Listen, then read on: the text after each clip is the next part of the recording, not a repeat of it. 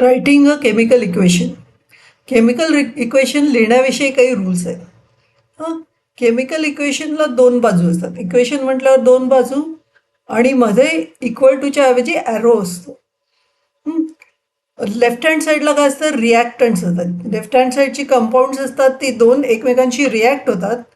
आणि right hand साईडला काय असतं, प्रॉडक्ट्स असतात. म्हणजे त्यांची रिॲक्शन झाल्यानंतर जी काही कंपाऊंड्स तयार होतात ती राईट हँड साईडला असतात. आणि मध्ये आडवा ॲरो असतो. Reactants are written on the left hand side, products are written on the right hand side. There is a arrow in the middle. The arrow indicates the direction of the reaction. If the reactants or products are two or more, they are linked with a plus sign in between them. Physical states of reactants or products are indicated in the equation. ही गोष्ट महत्वाची आहे. तो reactant म्हणजे ते compound solid आहे का liquid आहे का गॅस आहे, ही त्याची फिजिकल स्टेट आहे. ती आपण त्याच्या मोलिक्युलर फॉर्म्युला बरोबर लिहितो. जर गॅस असेल तर आपण खाली सबस्क्रिप्टमध्ये जी लिहितो आणि किंवा अप ॲरो देतो, कारण गॅस उडून जातो. L or liquid, S or solid. आता काही रिॲक्टंट्स आहेत ना, म्हणजे काही कंपाऊंड्स पाण्याच्या सोल्युशनमध्ये असतात, तर त्याला खाली आपण एक्यू म्हणतो. For reactants and products in the form of solution, aqueous solution state. Aqueous म्हणजे वॉटर, पाण्यामध्ये मिसळून ती रिॲक्टंट्स किंवा प्रॉडक्ट्स असतात, तर आपण एक्यू म्हणतो. हां, आता कधी कधी काय होतं की काही कंपाऊंड्स असतात त्याची अशी पावडर होते आणि खाली चिकटून बसते रिॲक्शन झाल्यानंतर, तर त्याला आपण प्रेसिपिटेट म्हणतो. Precipitate is an insoluble solid that emerges from a liquid solution during chemical reaction. It is shown by down arrow. म्हणजे सॉलिड बरोबर कधी कधी डाऊन ॲरो असू शकतो, गॅस किंवा अप ॲरो असतो, आणि लिक्विडच्या ऐवजी कधी कधी आपण एक्यू लिहितो. जेव्हा ते लिक्विड नसून पाण्यात डिझॉल्व्ह केलेला एखादा ऍसिड आहे म्हणा असेल, तर आपण ते एक्यू म्हणून ते लिक्विड लिहितो. Writing a chemical equation. आणखीन काही गोष्टी लक्षात ठेवायच्या. When heat is to be given from outside to bring about a reaction, it is indicated by the sign written above the arrow that indicates the direction of the reaction. आता suppose CaCO3 ला आपण heat दिलं, म्हणजे आपण त्याला उष्णता दिली आणि रिॲक्शन झाली, तर आपण हा डेल्टा आहे, छोटा ट्रायंगल आहे त्याला डेल्टा म्हणतात, तो आपण ह्या ॲरोच्या वर लिहितो. म्हणजे थोडक्यात काय, CaCO3 गरम केल्यावरती त्याचं CaO प्लस CO2 गॅस झाला. In this reaction, CaCO3, calcium carbonate, commonly known as limestone or chalk. Delta, the symbol above the arrow, indicates that the reaction requires heat to occur. CaO, calcium oxide, also known as quicklime. ह्या बाजूला काय झालं, प्रॉडक्टमध्ये calcium oxide झालं आणि प्रॉडक्टमध्ये gas झाला CO2, carbon dioxide, a gas that is release during the process. तर ह्या जीच्या ऐवजी आपण अप ॲरो पण लिहू शकलो असतो. आता आपण एक उदाहरण बघूया. ही रिॲक्शन आहे CuSO4, कॉपर सल्फेट ॲक्वियस. म्हणजे काय, पाण्यात मिसळलेलं कॉपर सल्फेट. हे निळं निळं दिसतंय ते कॉपर सल्फेटचं ॲक्वियस सोल्युशन. त्याच्यामध्ये झिंक नावाचं सॉलिड घातलंय. तर ही स्ट्रीप आहे, ही झिंकची. आणि त्यांची रिॲक्शन झाल्यानंतर ते बुडवल्यावर जी रिॲक्शन होते ना, तेव्हा पहिलं म्हणजे हीट जनरेट होते.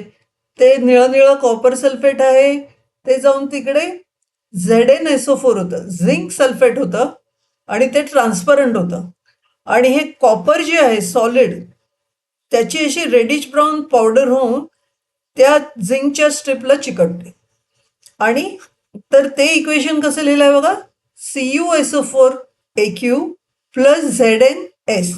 CuSO4 AQ plus ZN react झाल्यावर का, तर हे सोल्युशन आहे ZnSO4 AQ, नंतर हे Cu आहे रेडिश ब्राऊन जे दिसतंय ना ते, आणि हीट जनरेट झाली, प्लस इकडे आपण हीट दिली.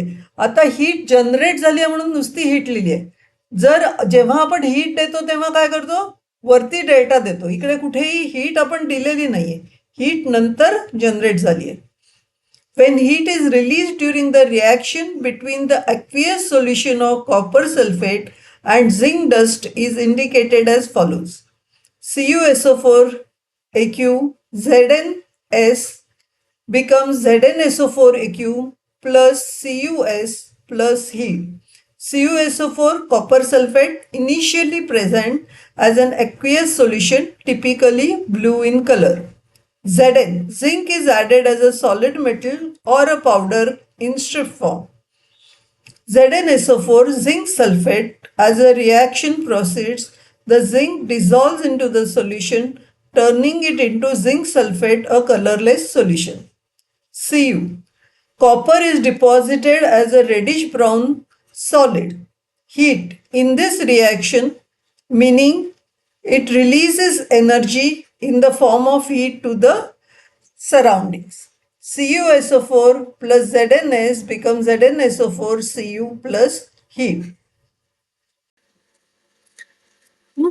त्याच्याबरोबरच आणखीन काही गोष्टी पण आपण ह्या इक्वेशन मध्ये लिहू शकतो.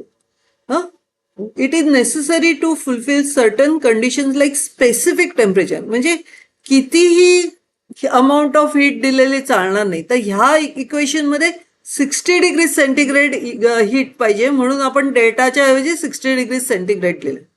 पुन्हा ही रिॲक्शन व्हायला NI म्हणून कॅटॅलिस्ट पाहिजे.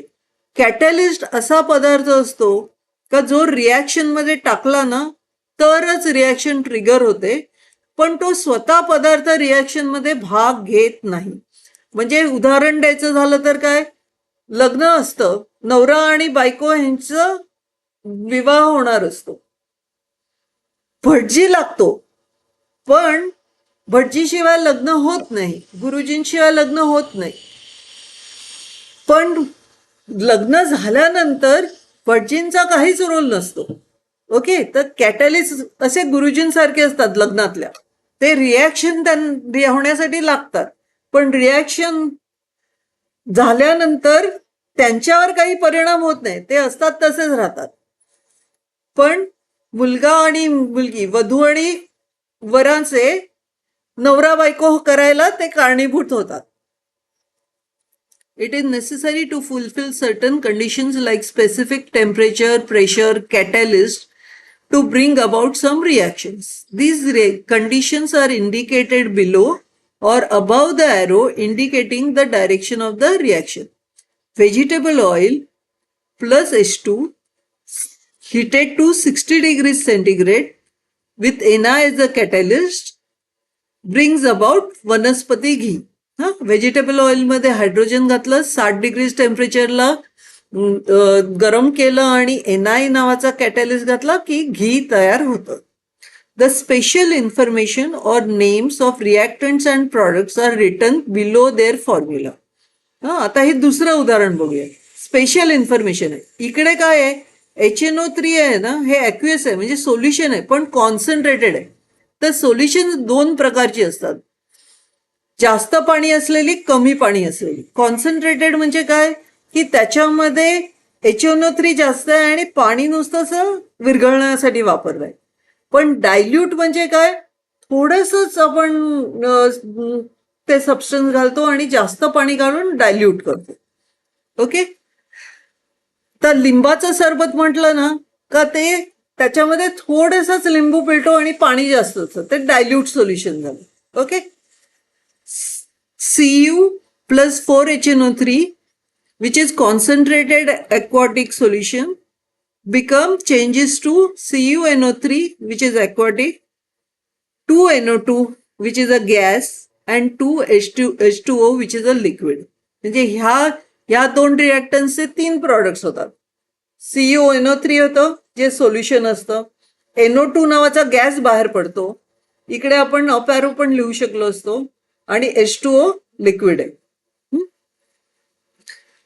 अजून एक उदाहरण, when baking soda is added to lemon juice a chemical change takes place in citric acid present in the lemon juice. and a gas is formed, which is carbon dioxide. Write the word equation for this chemical reaction as follows. The word equation for this chemical reaction is citric acid plus sodium bicarbonate. Sodium bicarbonate म्हणजे काय? Baking सोडाला sodium bicarbonate becomes carbon dioxide and sodium citrate. सोडियमचं citrate होतं आणि carbon dioxide बाहेर पडतो gas. Balancing a chemical equation. जेव्हा आपण केमिकल रिॲक्शन इक्वेशन फॉर्म मध्ये लिहितो तेव्हा लेफ्ट हँड साईडला रिॲक्टंट्स असतात. ते म्हणजे आयदर एलिमेंट्स आणि कंपाऊंड्स वगैरे असतात. तसेच राईट हँड साईडला पण एलिमेंट्स आणि कंपाऊंड्स असतात. तर इथे रूल काय आहे? Number of atoms of each element must be same on both sides of the equation.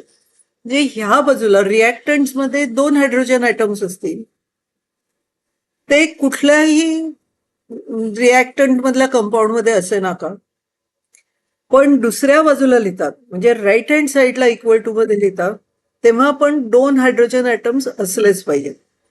ते पण कुठल्याही प्रॉडक्ट्सच्या कंपाऊंड मध्ये असतील किंवा सुट्टे असतील तरी काय हरकत नाही.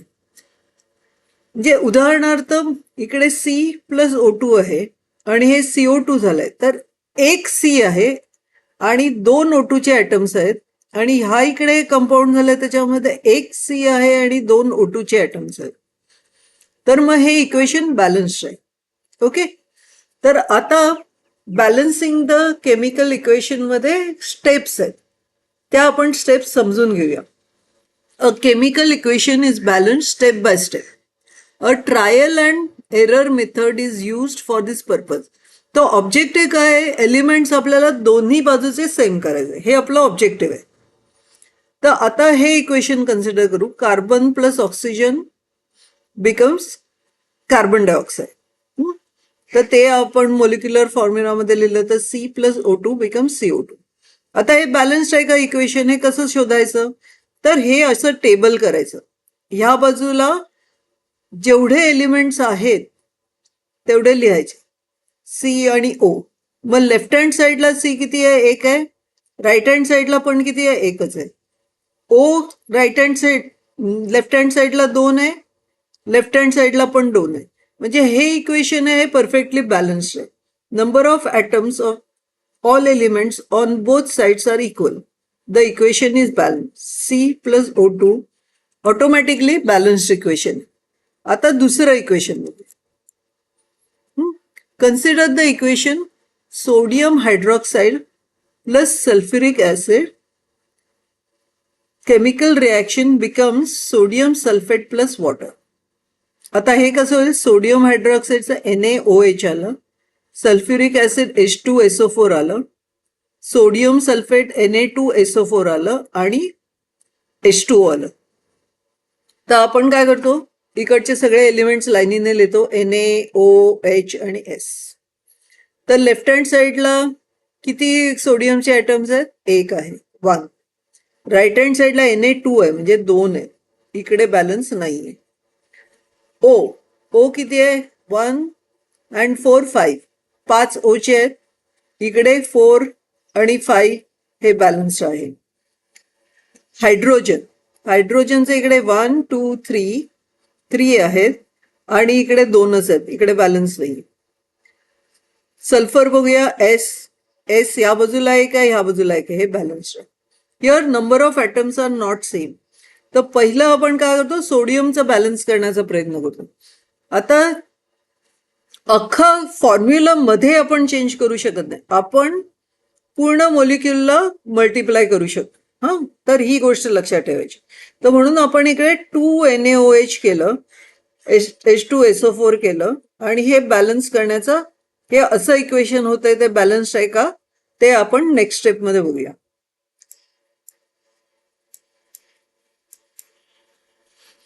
आता 2NaOH प्लस H2SO4 आणि NO2SO4 प्लस H2O पुन्हा टेबल लिहू. Na चे 2 ॲटम्स आहेत, इकडे 2 ॲटम्स आहेत, बॅलन्स झाले. पण इकडे ऑक्सिजन मध्ये गडबड झाली. इकडे किती ऑक्सिजनचे 6 ॲटम्स आहेत आणि इकडे ऑक्सिजनचे 5च आहेत. एचचे किती आहेत? इकडे 4 ॲटम्स आहेत आणि इकडे एचचे 2. एच मध्ये पण गडबड झाली. सोडियमला काही प्रॉब्लेम नाही. सोडियम इकडे पण लेफ्ट हँड साईडला एकच आहे, राईट हँड साईडला पण एक आहे. Look at the table, it is not balance. तर मग आपण काय करतो, डावीकडे इकडे आपण 2 लावतो, डावीकडे 2 लावतो. तर आता काय झालं, नवीन आपण इक्वेशन कसं लिहितोय आता, 2NaOH plus H2SO4 changes to NO2SO4 plus 2H2. बघा, उजवीकडे इथे पहिल्याला लावलं, नंतर मग डावीकडे लावलं. आता बघूया बरं, Na चे 2 ॲटम्स आहेत, 2 ॲटम्स आहे, Na बॅलन्स झाला. O चे 2 अधिक 4 6 6 ॲटम्स, येस. ह्या बाजूला 4 प्लस 2 6, येस येस. ऑक्सिजन पण बॅलन्स झाला. H ह्या बाजूला 2 अधिक 2 4 4, ह्या बाजूला 2H2 आहे म्हणजे 4, येस. हायड्रोजन बॅलन्स झाला. सल्फर इकडे एक आहे, इकडे काय 1 1 बॅलन्स झाला. म्हणजे इक्वेशन हे बॅलन्स झालं. कळलं? तर बॅलन्सिंग आहे ना, ते ट्रायल अँड एरर. इकडे लावा, इकडे लावा आणि ते इक्वेशन बॅलन्स करण्याचा प्रयत्न करा. अजून एक आपण बघूया. आता इकडे CH4 प्लस O2 आहे आणि CO2 प्लस H2O प्रॉडक्ट्स आहेत.